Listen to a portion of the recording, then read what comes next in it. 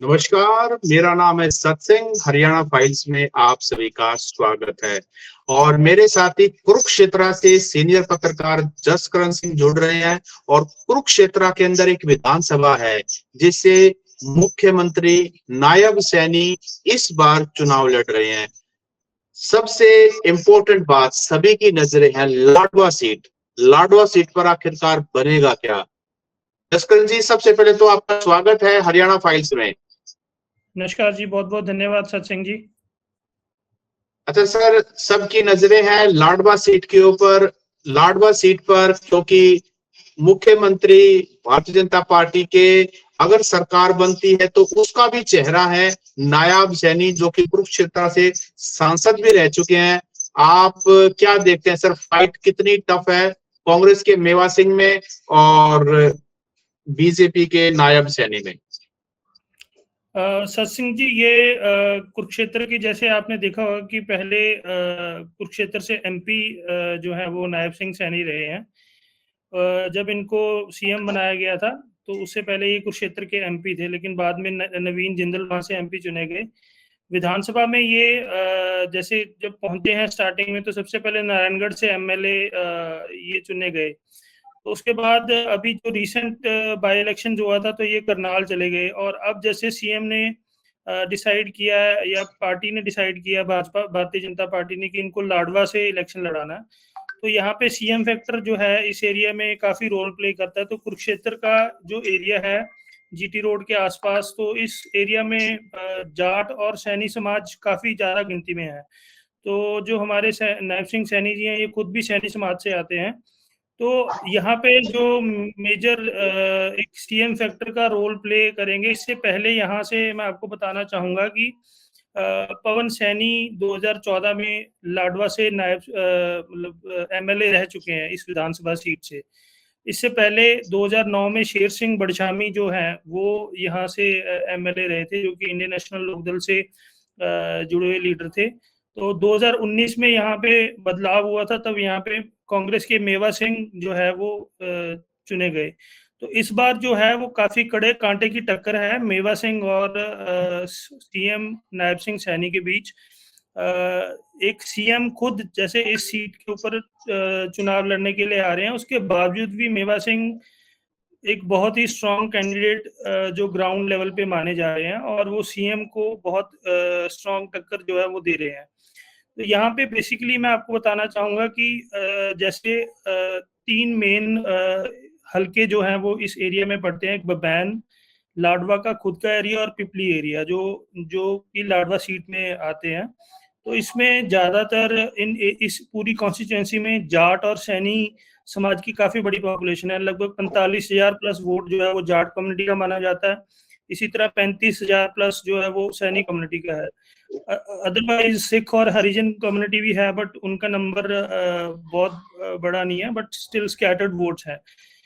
Majorly यहाँ पे जो रोल प्ले होगा वो जाट और सैनी समाज का फैक्टर काफी रोल प्ले करेगा।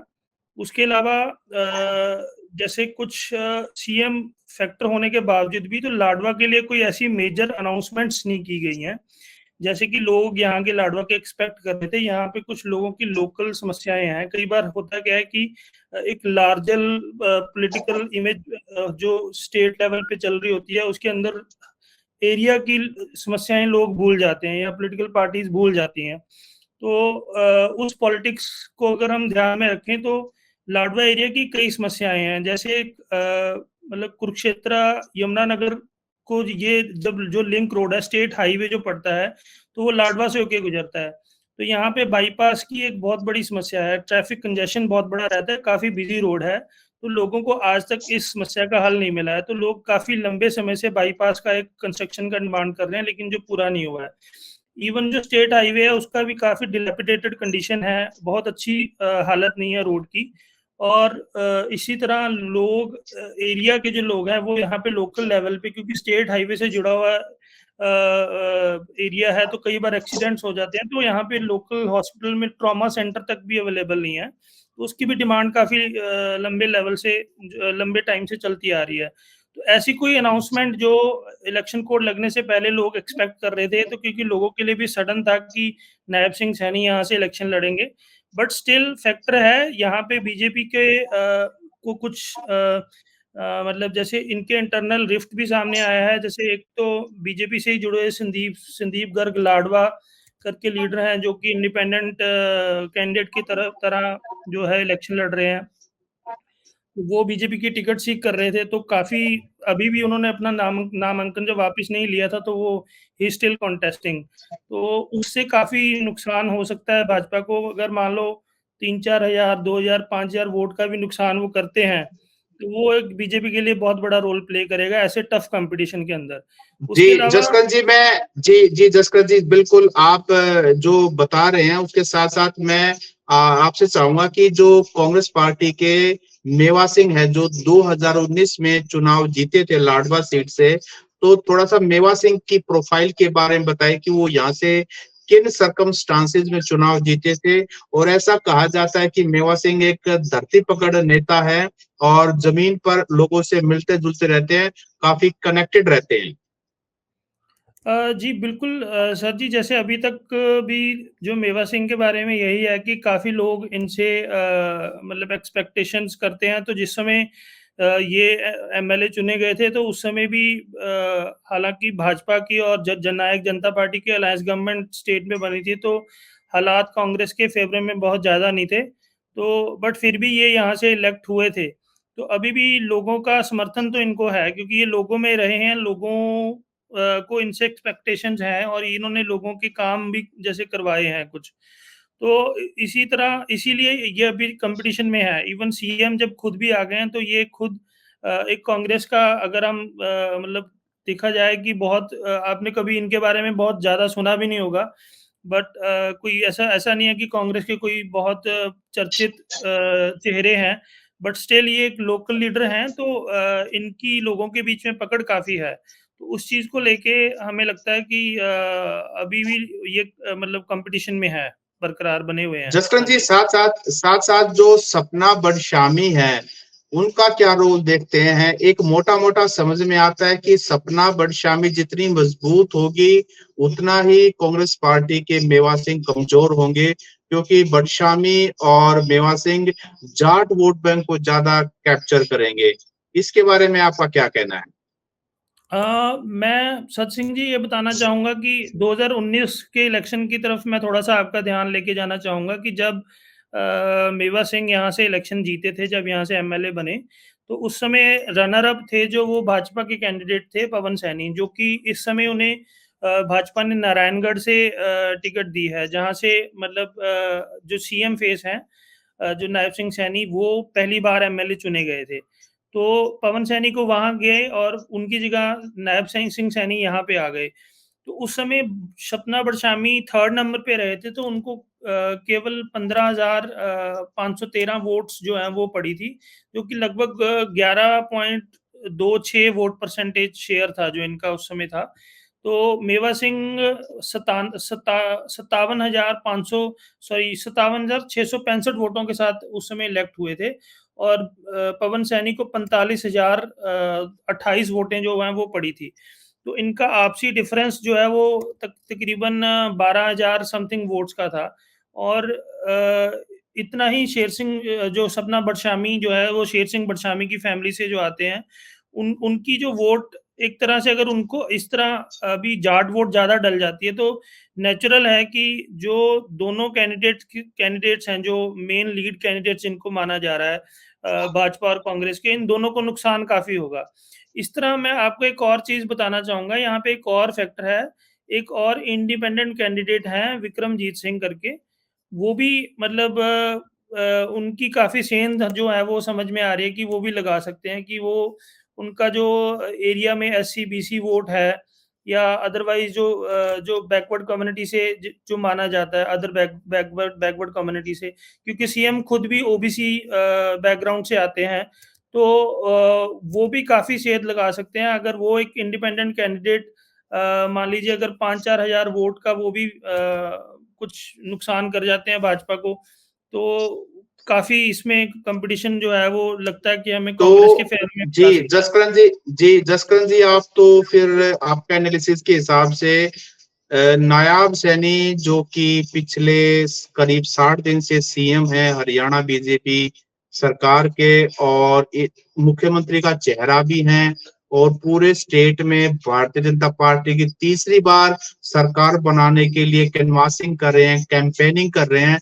वो चुनाव हार भी सकते हैं। इसके साथ ही एक और कैंडिडेट कैलाशो सैनी ने भी कांग्रेस पार्टी ज्वाइन की हुई है, उन्होंने भी चुनाव यहाँ से लड़ा हुआ है। और अगर ये सारे फैक्टर कांग्रेस की तरफ इशारा कर रहे हैं, तो क्या ये बड़ा कमाल हो सकता है कि मुख्यमंत्री का चेहरा भी हार सकता है? बिल्कुल, अगर देखा जाए कि अभी इस टाइम काफ़ी नज़र जो है वो लाडवा सीट के ऊपर जो लोगों की बनी हुई है। तो अगर ऐसा होता है कि तो ऑब्वियसली मेवा सिंह एक बड़ा इतिहास रचेंगे, और हमें लगता है कि अभी तक जो है काफ़ी हद तक जो पॉलिटिकल डायमेंशंस हैं वो कांग्रेस की तरफ लाडवा में झुकते हुए नज़र आ रहे हैं। बाकी अभी मुकाबला चल रहा है। कुछ चीज़ें मैं ज़रूर यहाँ पे नोट डाउन कर की हैं जो हमने, कि कांग्रेस अभी तक कंपैरेटिवली बीजेपी के मुकाबले अपना पॉलिटिकल कैंपेन रन करने में पीछे रही है। बट फिर भी जो है, जैसे मेवा सिंह जैसे कैंडिडेट्स जो स्ट्रॉन्ग कैंडिडेट्स हैं, वो ग्राउंड लेवल पे अपनी स्थिति काफ़ी मजबूत बनाए हुए हैं। तो आई थिंक ऐसे हालात में अगर मेवा सिंह अगर नायब सिंह सैनी जो कि सीएम फेस भी हैं उनको हराते हैं, तो वो नेचुरली काफ़ी लोगों को हैरान करने वाला होगा। हैरान करने वाला वो हो सकता है कि अगर सरकार कांग्रेस की बनती है, तो हो सकता है कि उनको मिनिस्ट्रियल पोर्टफोलियो मिल सके। इसके साथ साथ एक चीज और जानना चाहूंगा, क्योंकि नायाब सैनी के ऊपर जिम्मा जो है वो 90 विधानसभा सीटों का है, और वो ज्यादातर रोहतक में मिलते हैं। क्योंकि मैं रोहतक बेस्ड हूँ, तो कभी ना कभी हर एक दिन छोड़ के ऑल्टरनेट मुख्यमंत्री खुद यहाँ होते हैं नायाब सैनी। तो ऐसे में वहां पर उनकी कैंपेनिंग लाडवा में कौन संभाल रहा है? सर जी, इसमें मैं आपको बताना चाहूँगा, उनकी वाइफ़ हैं सुमन सैनी, वो खुद ग्राउंड लेवल पे नायब सिंह सैनी के लिए कैंपेन कर रहे हैं। काफ़ी एक्टिवली जो है वो कैंपेनिंग खुद रन कर रहे हैं। तो ये एब्सेंस कहीं न कहीं लोगों को खलती है। जब कैंडिडेट जो खुद लोगों के बीच में ना जाए, तो ये चर्चा का विषय बनता है।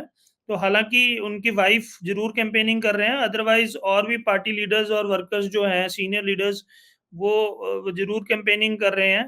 तो क्योंकि सीएम चेहरा हैं और बड़े लीडर हैं, तो उनको और जगहों में जाना भी उनकी ज़िम्मेवारी होती है। तो जैसे और भी कहीं अगर कोई पॉलिटिकल इवेंट होता है, जैसे आज अमित शाह आए थे, या और कोई बी सेंट्रल सीनियर लीडरशिप आती है, तो इनका वहाँ जाना ज़रूर एक दायित्व बन जाता है। बट उस बीच इनके जो अपना पॉलिटिकल कैंपेन है, वो कहीं न कहीं पीछे रह जाता है। तो इनकी वाइफ़ काफ़ी ज़्यादा एक्टिवली इनके लिए कैंपेन कर रही है एरिया में। अच्छा जसकरण जी, जैसे मैं रोहतक से बात कर रहा हूँ, और यहाँ पे गढ़ी सांपला किलोई है, और चौधरी भूपेंद्र सिंह हुड्डा जो कांग्रेस पार्टी के बड़े नेता हैं, 2 बार मुख्यमंत्री रह चुके हैं, और इस बार कांग्रेस पार्टी में टिकट एलोकेशन भी उनके कहने से ही मेजोरिटी ऑफ द कैंडिडेट्स को ही दिया गया। और ये माना भी जा रहा है अगर कांग्रेस पार्टी की मेजोरिटी आती है, तो हुड्डा ही मुख्यमंत्री होंगे। लेकिन हुड्डा भी गढ़ी सांपला किलोई नहीं गए, लेकिन इसके बावजूद लोग खुद ही अपने आप में कह रहे हैं कि हुड्डा साहब को गढ़ी सांपला किलोई में टाइम लगाने की जरूरत नहीं है। गढ़ी सांपला किलोई तो हम रिकॉर्ड मार्जिन से जिता करके भेजेंगे, क्योंकि वो एक प्राइड के साथ उन्होंने इस मामले को जोड़ लिया है। क्या लाडवा में नायाब सिंह सैनी के आने से, करनाल सीट छोड़ करके आने से, क्या ये प्राइड की फीलिंग वहां के वोटर्स में है?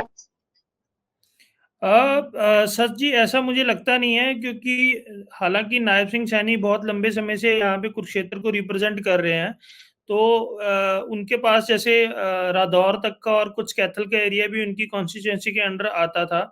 तो लीडर तो रहे हैं इस एरिया के, बट स्टिल कहीं न कहीं इस चीज़ की लोकल लेवल पे चर्चा ज़रूर है, क्योंकि अभी जो कैंपेनिंग मोस्टली उनकी वाइफ़ जो हैं सुमन सैनी जी, वो लीड कर रहे हैं।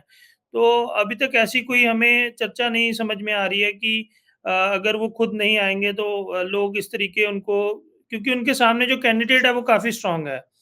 तो वो उनकी कैंपेनिंग कांग्रेस की बीजेपी के अगेंस्ट काफ़ी एग्रेसिव है। तो आई थिंक इसलिए ये उस लेवल का जो किलोई में आप जो बता रहे हैं कैलकुलेशंस, वैसा यहाँ पे नहीं नज़र आ रहा है। अच्छा जसकरण जी, इसके साथ में हम इस शो को रैप अप करें, उसमें जो जीत का मार्जिन रहेगा, चाहे बीजेपी के नायब सैनी जीते या कांग्रेस के मेवा सिंह, क्योंकि मुख्य चुनाव इन दोनों के बीच में देखा जा रहा है, जीत का मार्जिन क्या बड़ा होगा या छोटा रहेगा? सर जी, अगर हम पिछले इलेक्शन का चेक करें तो उसमें जैसे 12,000 का जो है वो वोट मार्जिन फर्स्ट और सेकंड कैंडिडेट में रहा है। तो आई थिंक अगर उसी के हिसाब से, बट अभी की जो कैलकुलेशंस कुछ चेंज हुई हैं और कुछ जैसे ये एक माना भी जा रहा है कि कांग्रेस अच्छी फाइट में है। तो अगर तो उस तरीके से जाता तो आई थिंक वोट का जो जीत का मार्जिन कोई ज़्यादा नहीं रहने वाला, थोड़ा ही मार्जिन होगा। उसमें कुछ 5 से 6,000 के बीच में कैलकुलेशन अगर हम मैक्सिमम सोच रहे हैं कि इतना फ़र्क सिर्फ़ रह सकता है जो फर्स्ट और रनर अप में होगा। जी जसकरण जी, आपने हमें लाडवा सीट के डायनामिक्स समझाए और दोनों कैंडिडेट्स की प्रोफाइल बताई और उनकी नायब सैनी की एब्सेंस में कौन उनका चुनाव हैंडल कर रहा है, और मेवा सिंह के आपने स्ट्रेंथ्स के बारे में बताया, और भी सारी चीजें आपने बताई और आपने समय दिया। आपका बहुत बहुत धन्यवाद। जी, शुक्रिया जी।